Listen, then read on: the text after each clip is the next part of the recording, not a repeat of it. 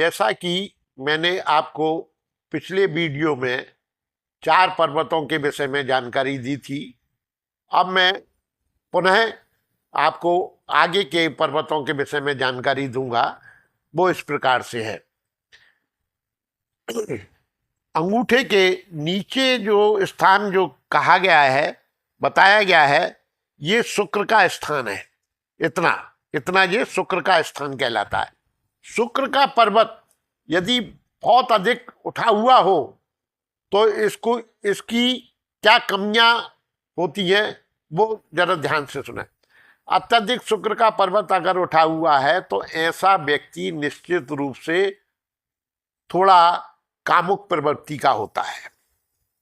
काम की प्रधानता अधिक होती है उसके अंतर्गत, और इसी अवगुण की वजह से वो अपनी आयु को भी क्षीण करता है। यदि ये मध्यम स्थिति में हो, शुक्र का पर्वत यदि मध्यम स्थिति में होता है तो ऐसा व्यक्ति सांसारिक सुखों को भोगने वाला, धन लक्ष्मी की उसके पास किसी प्रकार से कोई कमी नहीं रहती है और ऐश्वर्यशाली जिंदगी जीता है, और बढ़िया खाना, बढ़िया रहना, ये उसकी मन स्थिति होती है और उसको ये सारी चीजें प्राप्त भी होती हैं। यदि यही पर्वत निम्न श्रेणी का हो जाए या नीचे चला जाए तो ये सारी जो सुविधाएं होती हैं वो सारी सुविधाएं उसकी खत्म हो जाती हैं।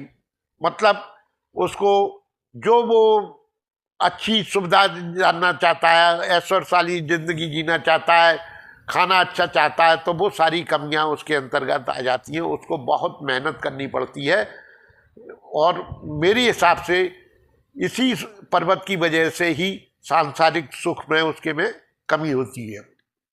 अब मैं आपको जो है इससे आगे का जो पर्वत है वो चंद्रमा का पर्वत के विषय में बताऊंगा, जो कि हमारी तर्जनी, मध्यमा, अनामिका और कनिष्ठा, जो सबसे छोटी उंगली के नीचे का इतना स्थान जो है चंद्रमा का पर्वत कहलाता है। चंद्रमा के पर्वत अगर बहुत अत्यधिक स्थिति में उठा हुआ हो तो ऐसे पर्वत वाले जो लोग होते हैं वो कल्पनाशील होते हैं, कल्पना में खोए रहते हैं। प्लानिंग बनाने में, किसी चीज की प्लानिंग जैसे बना रहे हैं तो उसमें खो जाएंगे। ठीक है। यदि इसका पर्वत जो है मध्यम श्रेणी का है तो ऐसे व्यक्ति जो है थिएटर में काम करने वाले, कहानियां लिखने वाले और समुंदर के किनारे से व्यापार करने वाले और सफेद वस्तुओं के व्यापार करने वाले, रेस्टोरेंट का व्यापार करने वाले, अच्छा व्यापारी या अच्छे दिमाग के, अपने मस्तिष्क के द्वारा अच्छी स्थिति को से व्यापार करते हैं। यदि ये पर्वत बिल्कुल नीचा उठ जाए, नीचे चला जाए, तो ऐसे व्यक्ति में व्यापारिक रूप से कल्पना की कमी हो जाती है और कल्पनाशील नहीं हो पाते। और ऐसे व्यक्तियों को यदि इस पर कोई बुरा चिन्ह बना हुआ है, अशुभ चिन्ह है, तो वो अशुभ चिन्ह उसको जो है पानी में डूबने का खतरा भी बताता है। क्योंकि चंद्रमा हमारे यहाँ जल का कारक है, इसलिए उसको जल से खतरा हो सकता है।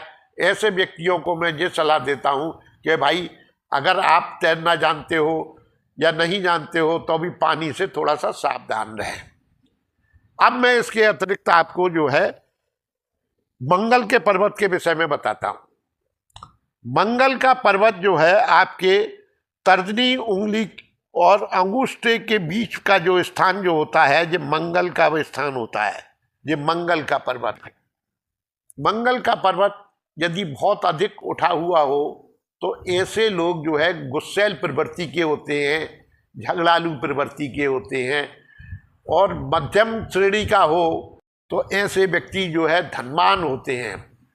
धनवान होने के साथ साथ ही यदि इस पर्वत पर ट्रायंगल अगर कहीं बना हुआ है तो निश्चित रूप से मंगल के पर्वत पर ये चिन्ह जो है बहुत ही शुभ माना गया है और ऐसा व्यक्ति सेना में या पुलिस में उच्च पद पर कोई अधिकारी बनता है।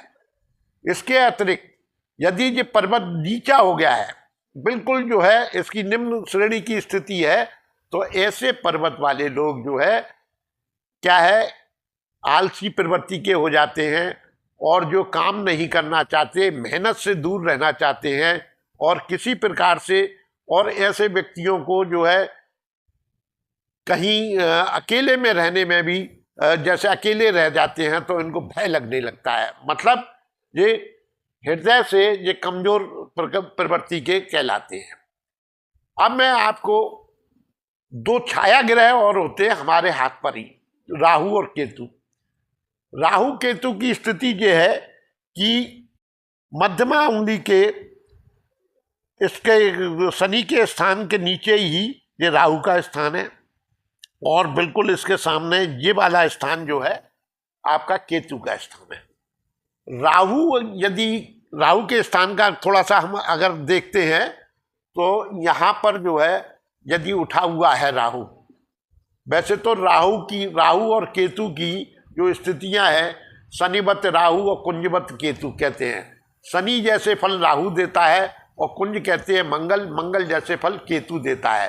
ये दोनों की, जो मंगल की और शनि की मैंने अच्छाई और बुराई जो बताई है, वो ही दोनों अच्छाई बुराई इन दोनों ग्रहों के अंतर्गत पाई जाती है, इसके अतिरिक्त कुछ नहीं।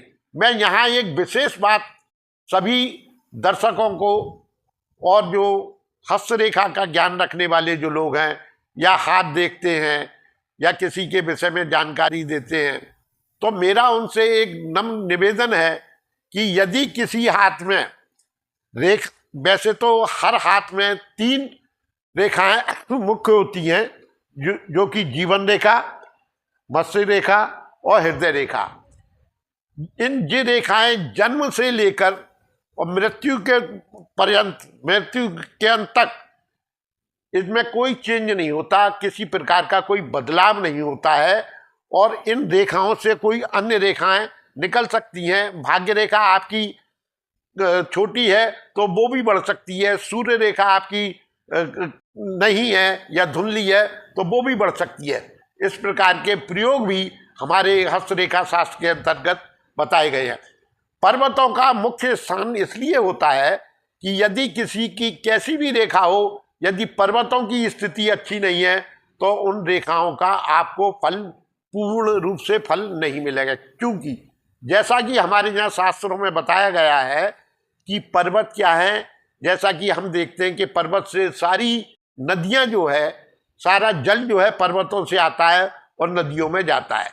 यदि पर्वत अच्छे नहीं होंगे तो इसका जो संचार, जो आपकी जो है जो नदियां हैं, जो रेखा हैं, जो नदियां हैं, इनमें जल जाना चाहिए। यदि पर्वत अच्छा नहीं होगा, उस पर से वर्षा वो जल नहीं आएगा तो वो इसी प्रकार से ये पूर्ण फल नहीं देते।